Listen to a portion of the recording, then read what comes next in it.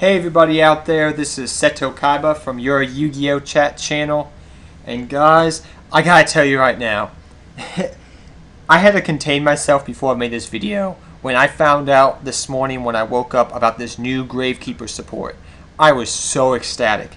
I mean, I literally was jumping for joy when I saw this new support. Pretty much, guys, I think Gravekeepers are going to be a great deck again. I don't think they're going to be a tier 1 type deck, but I think they're going to be very, very good and very solid. I want to thank Konami for making this great support. And Konami, you know, I may forgive you for making E-Dragons just because of this. I may just forgive you for making Dragons and Judgment Day. So, guys, I mean, you don't know how... First off, I have to say, you guys do not know how happy I am about, Gravekeepers getting good support like this. For the fact being that I have stuck, if many of you guys know, I have stuck by this archetype for over a decade since Necro Valley was originally created over like 10 years ago, believe it or not. I'm just so happy this deck is good again. I think it's going to be very good again, and I think it's going to be very decent. But let's get started on the cards. Let's go over the cards first, then we'll go over discussions. We'll go discuss each of the cards, and then we'll go over different combinations you can use these new Gravekeeper cards with the Gravekeeper cards that are currently out already. So like Commandant and Descendant and Spy and stuff like that. So first we have, guys, over here we have Shrine of Necro Valley, which is this card right here.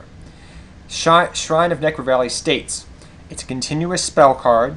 Activate only while there is a face-up Necro Valley on the field, as well as a face-up Gravekeeper monster. Neither player can special summon monsters except for Gravekeeper. Gravekeeper monsters. Excuse me. Destroy this card if there are no Gravekeeper monsters or a Necro Valley on the field. Next up, we have Royal Tomb of Necro Valley, which I think is just an amazing card. I'll go over why it is. It's a counter spell trap. And it's this card right here, guys, if you can't tell. Pretty much what this card states is when a card or effect is activated, if there is a Necro Valley on the field, as well as a face-up Gravekeeper monster, negate the activation, and if you do, destroy it. You can only activate one Royal Tomb of Necro Valley once per turn. Very good card. It's like Infinity Barrier, but not as OP, but just as good, if you know what Infinity Barrier does. Let's go over the monsters, and then we'll go over, discuss each of these cards in different combinations. So first off, guys, we have Gravekeeper Shaman, which is this card right here. Gravekeeper Shaman is a 15/15 defense, but because it's a one sacrifice, it's a, I believe, a 22 defender, if Necro Valley's on the field, so that's not too bad. This card gains 2,000 defense for each Gravekeeper monster in the graveyard. Negate the effects of all monsters that activate in the graveyards, except for Gravekeeper monsters. Yeah, it better do that. If Necro Valley is face up, your opponent can't activate field spell cards, and field spell cards can't be destroyed by your opponent. Very good card. Overall, I think it's something the archetype needed. But yes, I think it's going to be very good. Next up, we have Gravekeeper's Apostle, which is this card right here. I think it's, first off, I have to say, I love the artwork. I love that it has the pyramids in the background, and I love this girl. She just looks really, really good looking, in my opinion, for a Gravekeeper, that is. Gravekeeper's Apostle states, guys, that it's level 3 dark, 1,000 attack, 1,000 defense, but its effect is actually very decent for a Gravekeeper. When this card is destroyed by your opponent's attack and sent to the graveyard, you can special summon one Gravekeeper monster except for Gravekeeper's Apostle from your deck in face-down defense position. Awesome. That's very good. Next up, we have Gravekeeper's Ambusher, which is this guy over here. It's a level 4 spellcaster, 17 attack, 0 defense. When this card is flipped face-up, you can target one card in your opponent's graveyard. Banish that target. If this card is sent to the graveyard after it was flipped face-up, you can target one Necro Valley card in the graveyard. Add that target to your hand. This card's effects can't be negated by Necro Valley. Of course it has to say that. So let's go over these cards first. Let's go over these two guys. First off, Shrine of Necro Valley is very good. It stops special summoning. And usually most of the time, guys, you're going to have Necro Valley on the field. And you're going to have a Gravekeeper of some sort, face up in defense position or an attack position or something like that. So these the conditions for this either or, it has to have a Necro Valley and it has to have a Gravekeeper on the field. I mean, I have to tell you guys, 90% of the time when I'm dueling, unless somebody MSTs me or blasters me, I'm going to always have Necro Valley on the field, usually first or second turn, and I'm always going to have a Gravekeeper monster on the field usually. So what I want to first point out, guys, which I don't think a lot of people have pointed out. Now, I could be wrong about this, so if I'm wrong, I apologize, but this is just what I can read. I'm just reading what it says on the card, guys. So pretty much this card says you get to banish the card, and if this card was sent to the graveyard after it was flipped, you can target one Necro Valley card in your graveyard. Now, it says target one Necro Valley card. Both of these cards here have Necro Valley in the name. So I'm guessing, from what I can understand, you can target either Necro Valley Shrine, Royal Tomb of the Necro Valley, or the field spell card Necro Valley, if you run out of Necro Valleys for some chance in the duel. So I feel that he can search up a lot of different things, and I'm possibly going to run him at 1 or 2. Most likely at 1. Gravekeeper's Apostle, guys. I'm going to talk about that now. This card's just amazing.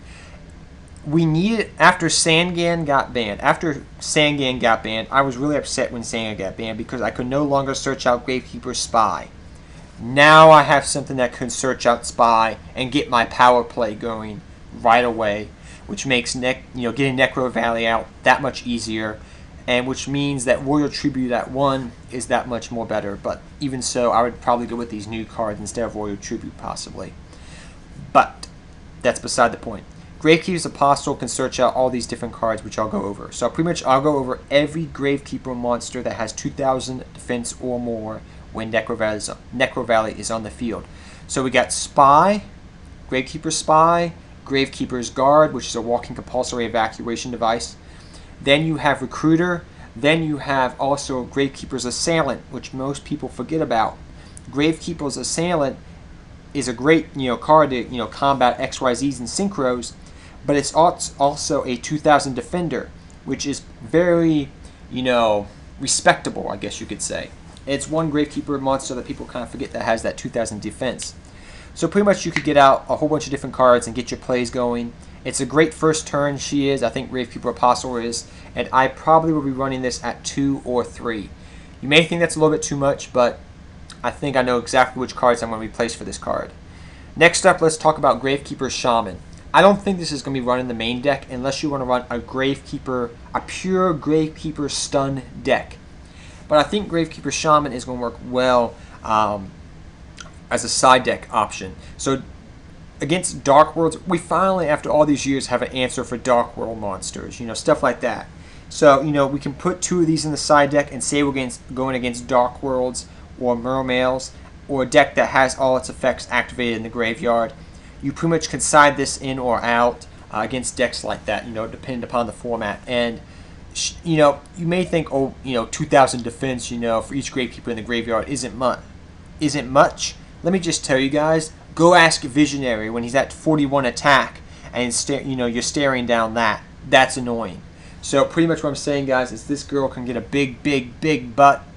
Yeah, I just said butt, but she can get a big butt, and it's going to be hard to get over. Just ask Redox. I'll just say that. Now it's for Shrine of Necro Valley and Royal Tomb of Necro Valley. Shrine of Necro Valley is going to be very good, I think, for the most part, because, you may think it's situational, but it's going to be very good. You may want to run it at 1 or 2. I mean, you can reuse it using, Gravekeeper Ambusher, but, I mean, I just think it's going to be good. It's going to stop special summoning, stop faster pace decks, make those decks commit to a grind game, which in the end, I do not think they're going to win. Next up, and then as for Royal Tomb of Necro Valley, Royal Tomb of Necro Valley is great. Like I said at the beginning of the video, it's Infernity Barrier. If you don't know what Infernity Barrier is, go look it up. But Infernity Barrier is a very good card. Now this card is not as broken, but it answers a lot of those problematic cards, like if they try to overlay your field spell, or you run into D Prison or Mirror Force, or something of that nature. you can use this card as a replacement for your 2 MSTs, and you'll be fine. That's what I have to say about that. You can use this card as a replacement for MST pretty much, because usually you're always going to have a Necro Valley or Gravekeeper on the field, and you may think that's a little situational. I don't see so. I really don't see that, but the fact being that, I'd rather have this card than MST is what I'm saying, guys, because you can stop so many different things, problems you're going to run up into. But that's just my opinion. And that's my opinion on the decks. Now, there's one thing I want to mention, guys. I'm not 100% sure. That's why I'm not bringing it up in the video. Maybe it's just my bad ability to read, cards clearly in between the lines, if you know what I'm saying. But, if somebody can clarify for me, that would be great. I'm just not going to bring it up and say, listen to me, I know what I'm talking about. But the card states here, when a card or effect is activated, if there is a Necro Valley on the field. Now, both of these say Necro Valley. Now, does that mean a Necro Valley, the field spell card, or if this is on the field like Shrine of the Necro Valley, that's a, how can I say this properly?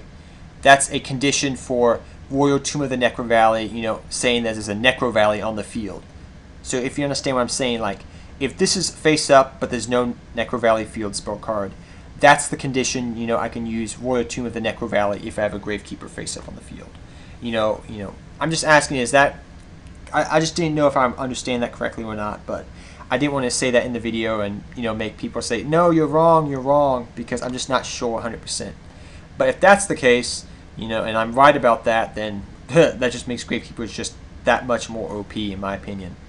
But please tell me, guys, what you think about the new Gravekeeper support. Also, please tell me if I read those cards correctly at the end there, like I just said. And I hope you're as happy as me for old archetypes like this, especially Gravekeepers, which is my #1 deck for the past 10 years running. I'm so happy they got support, guys. But till next time, everybody, take care. Have fun dueling. Good luck dueling. And Seto Kaiba, I'm out of here, guys, and I cannot wait for these cards to be on DN and Dueling Network. Take care, everybody.